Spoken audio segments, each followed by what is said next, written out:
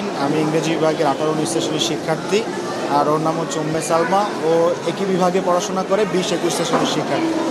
ও এবারে ডাকসু নির্বাচনে common room, reading room এবং ক্যাফেটেরিয়া সম্পাদক পদে নির্বাচিত হয়েছে বিপুল সংখ্যক ভোট পেয়ে। আর আমি কার্যনির্বাহী সদস্য পদে নির্বাচন করেছি এবং শিক্ষার্থীদের ম্যান্ডেট পেয়ে নির্বাচিত হয়েছে। তো প্রথমে আল্লাহর কাছে শুকরিয়া আদায় করতে চাই। আলহামদুলিল্লাহ, আল্লাহ আমাদের পরিশ্রম করার সুযোগ দিয়েছেন, তৌফিক দিয়েছেন। তো সব মিলিয়ে কঠোর পরিশ্রম করেছি আসলে বিগত সময়গুলোতে। সে তার জায়গা থেকে কঠোর পরিশ্রম করেছে।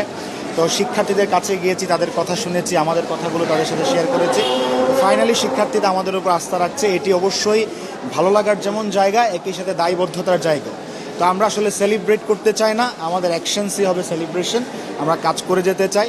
এটি আমি কোনো অর্জন মনে করি না। অর্জন ঠিক তখনই হবে যখন যেই দিন আমরা দায়িত্ব শেষ করব, সেই দিন শিক্ষার্থীরা যদি বলে যে ইউ হ্যাভ ডান ফ্যান্টাস্টিক, তখন আমরা বিশ্বাস করি আমাদের সেলিব্রেশনের সময়টি আসবে। আপু, আপনি কি বলেন, স্বামী স্ত্রী একসাথে ডাকসু নির্বাচনে জয়ী হয়েছেন, আলহামদুলিল্লাহ, কেমন অনুভব করছেন?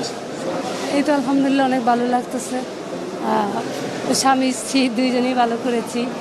শিক্ষার্থীরা আমাদের উপর আস্থা রেখেছে, শিক্ষার্থীদের ধন্যবাদ জানাতে চাই।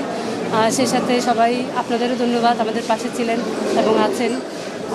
ভালো লাগতেছে, অনুভূতিটা অনেক ভালো। আপনি কি করবেন, যে দায়িত্বটা পেয়েছেন এই দায়িত্বে আপনি কি কাজ করবেন? আমি আমার ইশতেহার অতিরিক্ত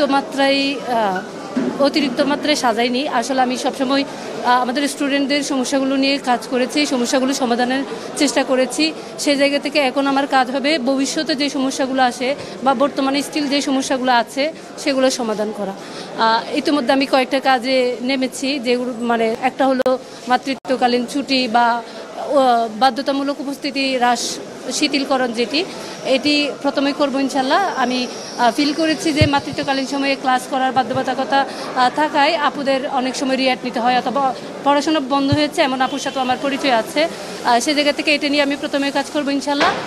সেকেন্ড কাজ হবে আমার সাইল কর্নার স্থাপন করা, আর হচ্ছে কমন রুম, ক্যাফেটেরিয়া সব জায়গায় সুপেয় পানির ফিল্টার স্থাপন করা, এবং আমাদের কমন রুমের খাবারের মান যাতে একটু ভালো উন্নত হয় এবং পুষ্টিবিদদের পরামর্শে যাতে আমাদের স্টুডেন্ট ভাই বোনেরা তাদের শরীরের চাহিদাটা মেটাতে পারে, সেই জায়গাটা আমি মনোযোগ দেবো ইনশাল্লাহ।